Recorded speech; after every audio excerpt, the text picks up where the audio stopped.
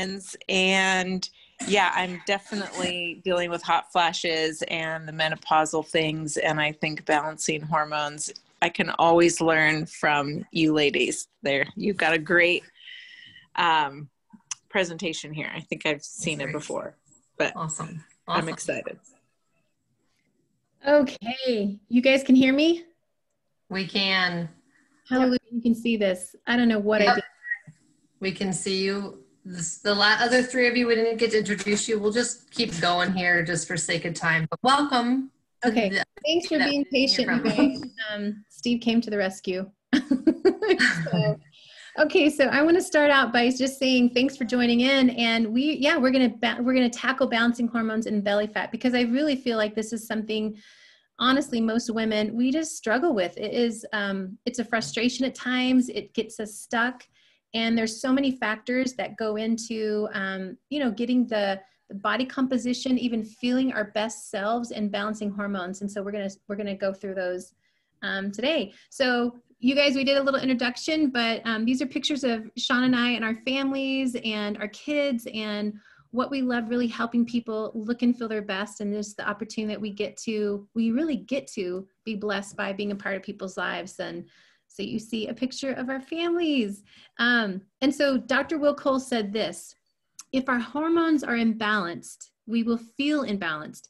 It will impact our energy levels. It will impact our brain function. It will impact our mood. It will impact our hair and nails and skin and digestion and libido and everything in between. And I think that says so much. So when you think of symptoms of hormone imbalance, and we can probably check off this list of a lot of things that we feel: weight fluctuations, PMS, our skin breakouts, basal temperature changes, all the way from migraines to anxiety, depression, food cravings, and just water retention, mood swings, and fatigue. So there's a lot of things that we can honestly feel from this imbalance with hormones. And when I think about what I talked about earlier, there's so many things that go into play, what affects and change our hormones. And so sugar, sometimes I think we don't realize truly the effects that sugar has. And some of us have really tried to really change the sugar amount that we get. But even looking at the two hormones here, insulin and cortisol. And so, your pancreas will produce this hormone insulin. And so it's almost like a sugar taxi. And so it's helping to kind of carry the blood sugar, and using, our bodies will use it for energy. But sometimes there's just too much blood sugar taxis going around carrying that sugar, that our body can become resistant to these signals of insulin when we overeat too much sugar. And then that is the weight gain, the hormonal imbalance. And so that's insulin. And then there's other cortisol, another hormone. Not only is it for, helps regulate our body's stress, but it also is affected by our sugar intake. And so it'll impact our adrenals, which halts the metabolism. So keeping that cortisol level high in our midsection growing, this visceral fat. So even looking at just the effects of sugar, sometimes we just think, yeah, it's okay, I can have a little bit more, a little bit of this, but really to see how it really affects, our body, and just what goes in on the inside and the out. Yeah, I'll go ahead. So obviously we've all been under quite a bit of stress with the pandemic and all the different changes in how our lives probably are looking, work-wise, home life. I'm in my son's room right now. I mean, you never know what you're going to get. So I think that we probably all are balancing a little bit of the adrenal gland fight or flight release of the stress hormone of cortisol, like adrenaline at various times will kind of come up and down through the last probably, almost 11 months. We're almost to a year here in March. So what happens with stress, stress can really make kind of imbalance everything. I don't think we really have an idea of how impactful stress is. And we all experience stress in some form. There's good stress and bad stress. I mean, you can wake up in the morning and stub your toe going into the bathroom, and that's stress on your body. Immediately your body's going to react in stress, and it can impact your gut health, just even in that one little moment. So when you think about stress, we've got headaches, we've got heartburn, insomnia, raises our blood sugar, weakens our system, tense muscles, emotional stress, depression, all those things. And obviously weight gain and belly fat have a huge impact. So that between the two, trying to balance with the hormone changes that some of us are going through just in our age, as we age, even teenagers. I mean, I'm a teacher and I spend my days with teenagers, and just the imbalance there with their hormones and the impact stress has on them. It's a real deal. So some of the things that we're going to even talk about tonight, maybe one of the very first steps for you is to lower your stress levels somehow. I know that's kind of tricky in the stage that we're at with this pandemic, but a few things you could do of helping you calm down some of those daily stressors that we're experiencing. So we wanted to at least touch on stress for that. So, and then you want to go to the next slide, Christine? Yes, there you go. The next one is hormone disruptors. So if you think about the things that we're living in our environment in terms of some of the imbalance impact that has on our hormones, obviously stress, but also even our exposure to toxins. That's a huge deal that I think is not really acknowledged too often. So that exposure to toxins mimics hormones in the body and interferes with our function, our hormone function. So what we're sleeping in terms of laundry, what we're cleaning with, those absolutely have an impact. There's so many different studies that talk about how those things are adversely impacting our hormone functions just by what we're breathing and sleeping in. So switching to green cleaners, self-care products, and skincare. So think about anything you put on your skin goes immediately into your bloodstream. And you want to make sure those are green, pure, clean products, because those are disrupting some of the hormone functions, let alone even our skin or our guts. A lot of studies done even on the brain impact. So that's a really big deal. That's a whole nother thing we could talk about, is just the impact of environmental toxins that are having a heyday on our hormones for sure. So we've got stress, hormone disruptors related to our environment. And then when estrogen is too high or too low, this is where we're going to see some of the imbalance. So maybe as you look at some of these things, you might get a better picture. I know we were kind of sharing at the beginning, Christine, I don't know if you heard, but a lot of people, a lot of us were sharing how with the aging process, we're having different symptoms, or know people who are. So, you know, if some of these on the left or the right relate to you, that might be a good sign of kind of where your estrogen levels are. And again, it'd be a great conversation for another time, specifically individually, about what you could do. But those are really common. Like, I talk to lots of different women and clients that I work with, and you know, they can number off several of them. And so that's when you're like, okay, let's talk about our hormones and try to get those a little bit more balanced out. So symptoms of perimenopause and menopause. This is glorious stage of life. Some of us might be right in the smack middle. Usually this was kind of depressing when I first learned about it. It usually begins 1 to 10 years prior to menopause, which I was like, what? That's kind of a big gap. But I probably started, I'm about to turn 49, and I have been battling menopausal hot flash issues for at least 4 or 5 years now. And my mom, when I ask her, she hardly remembers it, but she's like, oh, I remember being it way after 50. So everyone's totally different. And so all of these lists here, you surely can probably relate to something in there if you're in this stage. And maybe, I know Mia, you said you're kind of nearing it. I have no idea if you're there with any of it. Some of these things I'm like, have I had this my whole life? But I think even I was talking to Michelle, who's on here, and she's been talking to a holistic practitioner, and she said sometimes people, as they go through menopause, experience menopausal arthritis. And so that are absolutely related to that hormone balance and change. So I have battled hot flashes and have used a few of the supplements that Shaklee has, and has helped me tremendously. But you never know. I mean, I haven't had a period in 18 months, and then literally a year and a half. And then it was like the day I got on Christmas break, got my period. I hadn't had in a year and a half.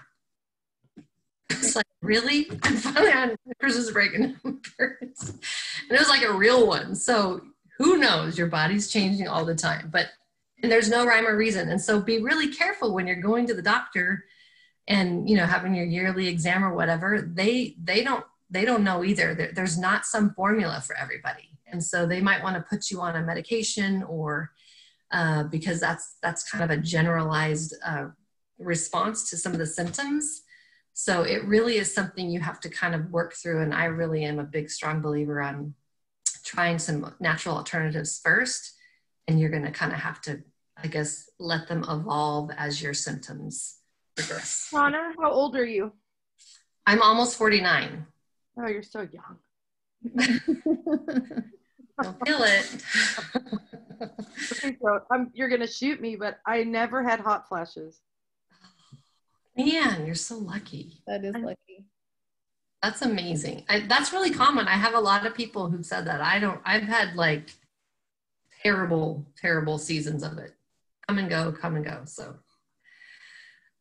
So as you think about balancing hormones, and those of us who maybe work with teen girls specifically, you know, and boys, but if you have teens in your house, these are some great options for that age as well. So we also have another presentation where we talk through every certain a certain decade and specific needs, but because we want to really talk and get to the belly fat stuff, we kind of just wanted to highlight that balancing hormones with optimal nutrition is a great solution. So these are some, like 4 of our favorites in relation to some of the balancing. So the menopause balance complex, obviously that's going to be when you're kind of closer to some of the perimenopausal or just some of the early symptoms.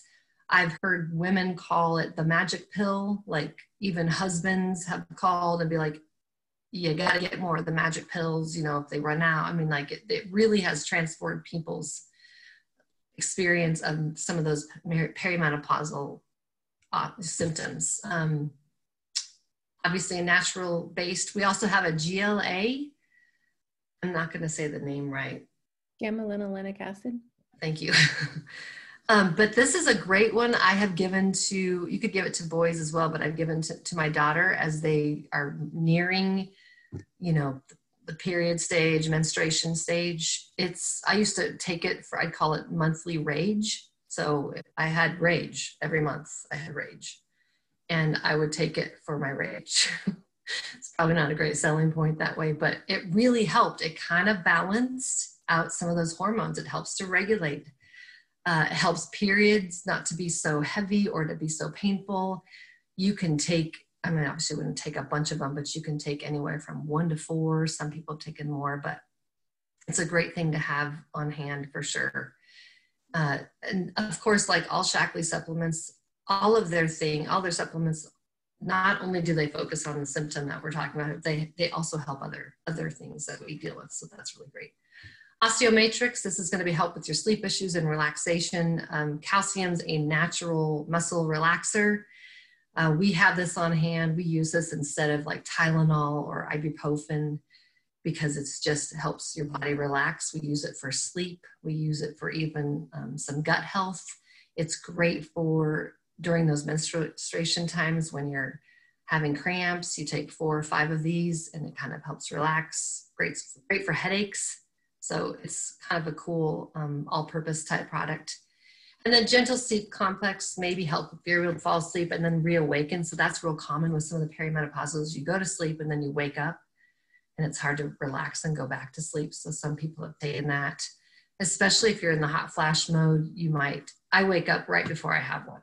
So that's a good time. I'm always like, why am I awake? And then pretty soon I'll have a hot flash. So the gentle sleep complex, if you take it, helps you go back to sleep a little bit quicker. So,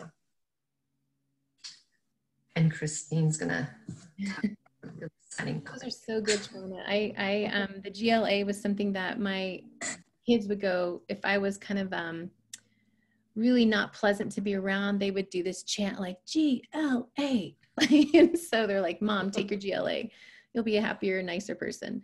But talking about belly fat, like I put this picture of me, and mainly because the one on the left, I was younger, but I was triathlete, long distance, and I really didn't know what to fuel my body, how to fuel my body. I didn't really think about what nutrients. I think I really was thinking more low calorie, low fat. I really didn't eat well and recover well. But you know, kind of when you're younger, you can just kind of keep plugging along. But early in my early 40s is when I started CrossFit. I started weight training. I really started thinking about how do I fuel my body? How do I really recover well? And that just took a whole different appreciation and understanding of eating. And actually, I ate more. And it was just learning about just the effects of, you know, when I eat and balancing my hormones, and knowing that when I really recover my body, my muscles well, I'm really balancing my hormones and understanding building lean. And so that was really important. So, you know, not counting calories, but make your calories count. And so I mean, a few people on this know, but when I was in college, well, even in high school, I would diet. You know, I'd eat a diet bar and have an apple for lunch, and then I'd go have track workouts. So really, like, how did I ever run track with hardly any calories in my body? But, you know, you're 15, 16, you can do that. But when you get older, you realize I need to really feed my body well. And in college, I had an eating disorder. And so I really am not one that wanted to ever, you know, look at the calories, but I realized, we'll talk in a minute about macros. I really learned, what am I eating and what am I putting into my body? And, you know, to look at macronutrients, the ratio of protein, carbs, and fats, it gives me an idea of what I can tweak and what I can change. But if I don't know what's coming in, how do I know what to change? You know, and I think a lot of us feel stuck. Our bodies are changing. We need to change with them and give it what it needs. So when you look at the healthy fats, I think I really feared fat. I really feared what I ate. And I didn't have a really good association with eating. I had that disordered eating/eating disorder. So understanding that having good healthy fats, it is delivering some fat soluble nutrients that we need for some of our fat soluble vitamins and minerals to really get absorbed into our body. It's essential. It's satiating. Healthy fats is critical to hormone function and metabolism, critical. And so obviously there's some certain fats to stay away from, the trans fats, hydrogenated, just the imbalance of too much omega-6 over omega-3. So there's some, you know, fats that are, you know, almost like the low fat, the no fat. Those are ones you'd want to stay away. It's more of the, you know, really good, healthy, full fats that are good. Complex carbs. Again, you know, we can look at processed carbs and carbs that don't have much nutrient value, and those are just empty calories. But when we really think about, even from naturally occurring veggies, whole grains in moderation too, nutrient dense carbs, those will fill us up. Those will give the energy source to what we need. But also when we choose the low glycemic, where the sugar is not raised up really fast in our system, it's what we need. We need carbs. We really do, for our body. And some of us need more than others. So that's what we'll talk about in a minute with macros, the percentages. And then protein, essential. I feel like most women that I know, we don't eat enough protein, you know, and a lot of it's like, I don't know how much to eat. So that's something we can talk about in a minute. But cell turnover, the building blocks of every cell, your body needs protein. Your bones need protein, like everything needs protein. It produces hormones, and with protein, it cannot be stored. We've got to replenish it daily. So it's what matters, what and when to eat. So like I said, I learned to eat to perform. I really learned to really fuel my body and really appreciate and value and understand food and enjoy it. And to hydrate, that's also part of really good hormonal stabilization, is that those electrolytes really will help balance us out, and carbohydrates kind of follow that into our cells to really replenish our muscle glycogen. And then the structure of eating. So I just put a sample, and here again, this is where I mentioned at the beginning, I would love to be available one-on-one to talk after, because everyone's different. When I talk to clients, it's like, you know, what are your health goals? What are your fitness goals? What is your body can do? What do you want it to do? There's so many different dietary options that people have. Some people like to do the intermittent fasting and really, you know, have a window of eating between, you know, 12 and 7, and then fast for a long time. There's great benefits for some more than others. Some people really need to eat every 2 to 3 hours. And then on this one, it talked about giving your body a break and fasting in between, like 3 bigger meals. So I think honestly, for everyone, there's a little bit difference. But this was just a sample. If I ate 3 to 5 days, if I'm working out, sometimes I'm up early and I might be working out at 9:30. But I just realized I need fuel. So I'll eat an hour and a half before, or sometimes if I'm going to work out at 7 a.m., I might have coffee and that's it.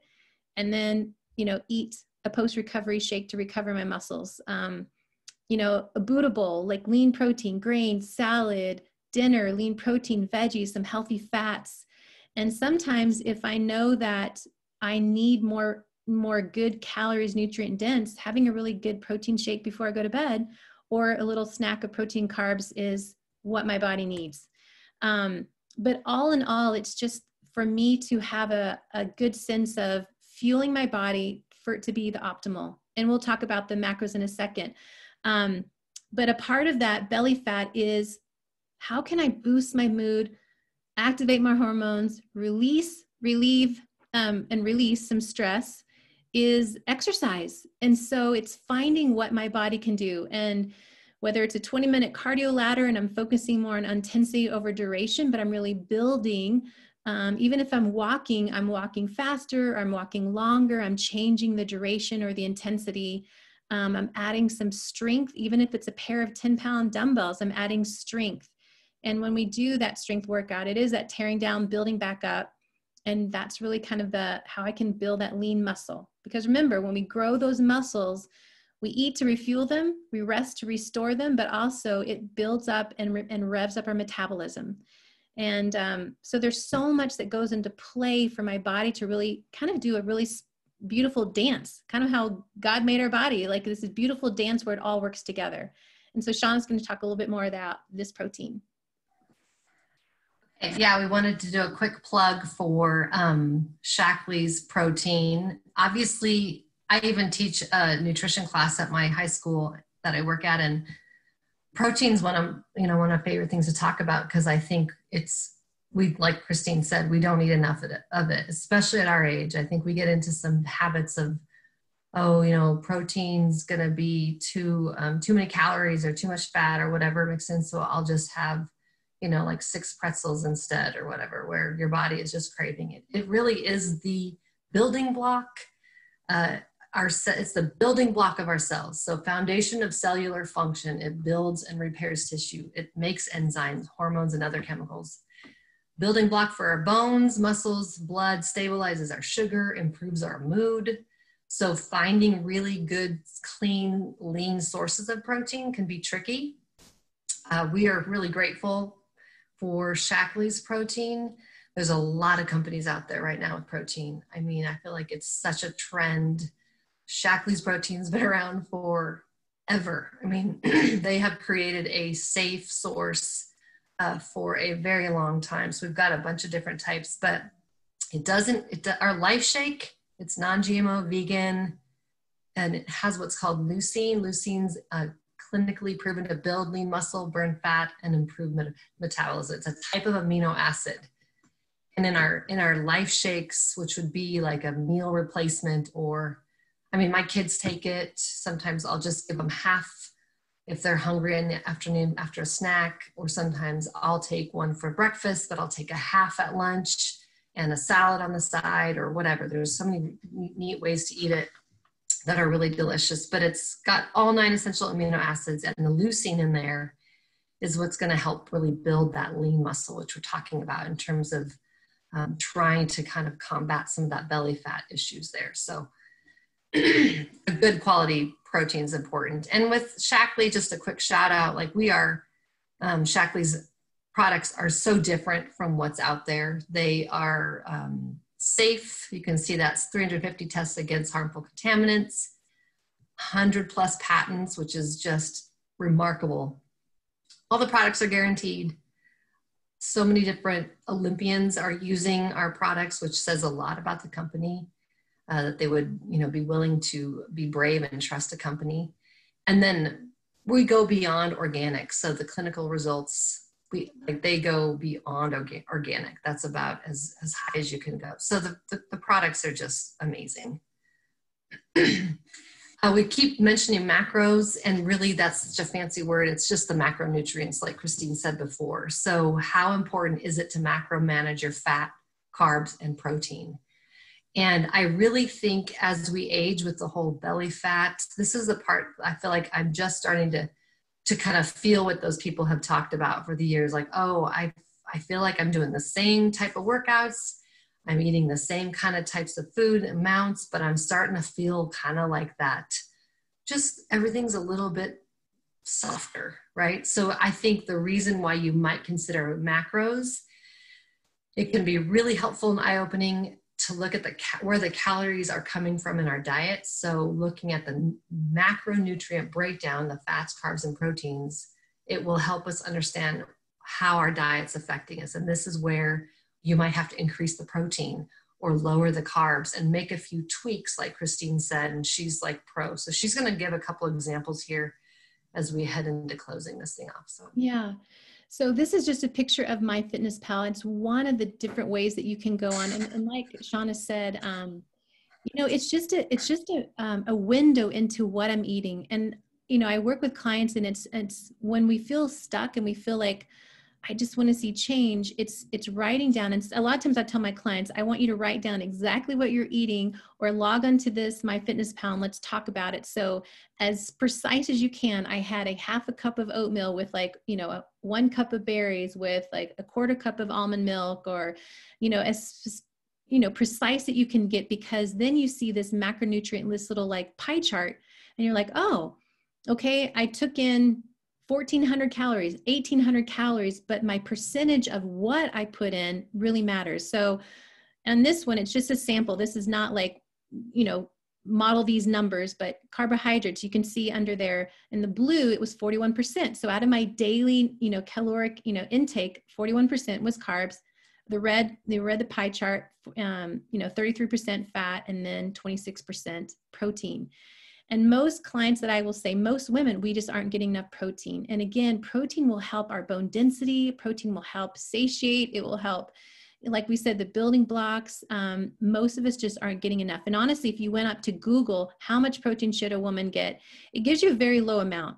And I honestly tell people, add a little bit more. And so what I first will say is, if you don't even know what amount of protein, carbs, and fats you're getting in, you know, log on. MyFitnessPal is a free app. You do not have to upgrade, and then just, you know, log in, be specific. And then if you need, we can have a further discussion about, okay, it shows me that I'm bringing in 1,100 calories and this is my percentage. And I'll find out just from asking questions, how tall you are, what's your age, how much do you weigh? And I can already say, without even calculating their BMR and, you know, your total daily energy expenditure, that you're probably not getting enough calories. And on top of not getting enough calories, you're probably not getting enough protein, and your body's in this conservation mode, and it's going to store fat because it just doesn't know you're not feeding it enough that it needs, because your BMR, and so I apologize if I'm talking really fast, but your BMR is your basal metabolic rate. So even at sitting at a desk all day long, it is what your body needs caloric wise to for your lungs, for your breathing, for your oxygen, for your circulation, your blood pumping, your brain, everything. It needs calories. And on top of that, when we're moving and exercising, we need more calories. So this is my first thing, is track your food, track, and do this with being kind to yourself, being, you know, really gentle with yourself, because this is a starting point. And like for me, I will only do this a little bit to see where I'm at.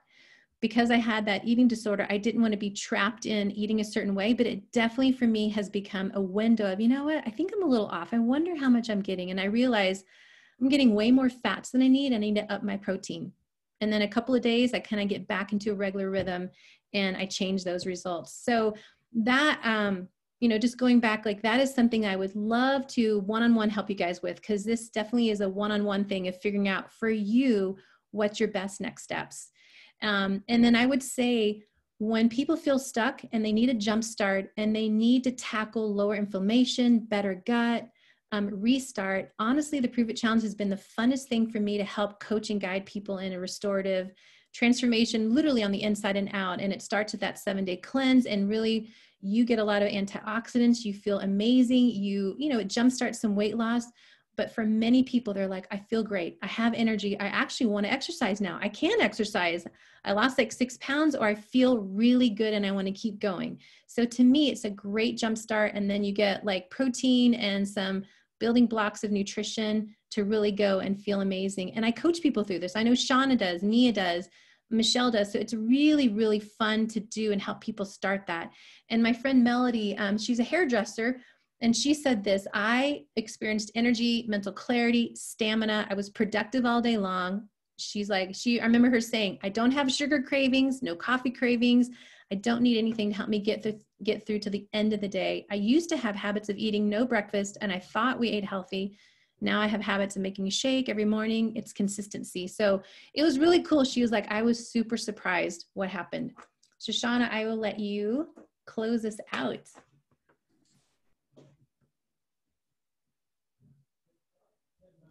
Oop, you're on mute. There you go. This is just a list of some helpful lab tests.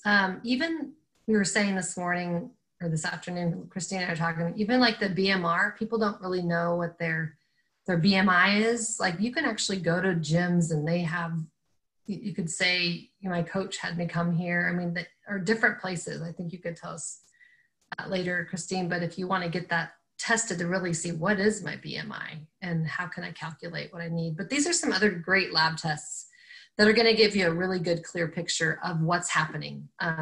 If there's really some significant imbalance you're experiencing, these are worth doing. All of these. And I think sometimes as you get older, some of these are part of what the doctor would do anyway at the time, like a yearly or whatever. So, and then our best next steps, is honestly think that meology free assessment is what we have. We've been offering that. That's going to give a good picture of kind of your overall health. It has a quick little questionnaire that is going to be specific to you and offer some really great results, ideas of what to take that's going to help you for your overall health, and some of those maybe nutritional deficiencies that could be potentially causing some of the imbalance hormonally. And then the Prove It Challenge, which Christine just kind of talked about. It's a really, really great option. Free shipping, free membership, free 7-day healthy cleanse. You get a kind of a vitamin pack based on your needs, and then 30 servings of a life shake. So, and then we also have a free follow-up call. So we would, again, love to help. Our passion and heart is to help people take the next step in feeling their best. And we love to walk people along that journey for sure. So, and if, we love getting to work together. Christina and I worked for years together in a ministry back in the day, and it's just been such a blessing to be able to keep working with her and a few others here on this call even. But you can work from anywhere. This is an incredible option. Nowadays, we need different streams of income coming into our lives to help pay for all the different things. And Shaklee has been a real highlight for me, being able to earn a little bit on the side, talking about things that I love. So that's something you're interested in. We'd love to hear that as well. So, all right, you want to wrap us up, Christine? And yeah, I want to open it for questions. And so, like I mentioned, this was kind of like, maybe it was like a fire hose, drinking from a fire hose a little bit, and that's okay. But I really do want to offer that, just if you don't know me, you can reach out and we can have a chat about like, okay, Christine, I'm going to log my food. I'm going to see what this is. I'll take the meology assessment and see maybe what are some gaps that might be missing that hormonally could be off. And I mean, gosh, like Shauna said, we want to help people thrive in their health and feel their best. And, whatever changes come our way because of aging is natural. I want to embrace it, but I want to embrace it in the best way and do what I can to really, really feel my best. So any questions that you guys might have, I want to open it up, and you can totally unmute right now. And if you need to pop off and want to ask later, that's fine. If you have specific, how do you count your macros? Stay on. We'll probably, should we stop recording now or what should we do? I can definitely stop recording. Yeah. So if you pop off now, that's totally